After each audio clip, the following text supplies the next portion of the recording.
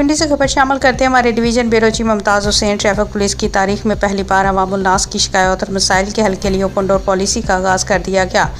Traffic headquarter Rawalpindi में रोजाना की बुनियाद पर पब्लिक आवर का इनेकाद कर दिया गया। CTO रावलपिंडी खुद सुबह 11 बजे से दोपहर 12 बजे तक शहरियों की शिकायत और मसाइल सुनेंगे। पब्लिक आवर में शहरियों के मसाइल और उनकी शिकायत पर मुतल्लिका अफसरान को फौरी अहकाम दिए जाएंगे।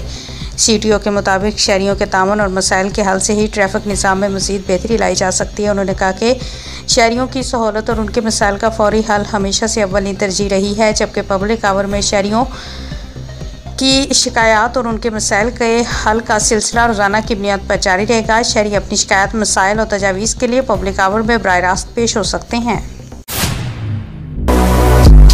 जी अस्सलाम वालेकुम, मेरा नाम सागर है और मैं पिछले जो है ना 5-6 साल से फॉरेक्स ट्रेडिंग कर रहा हूँ।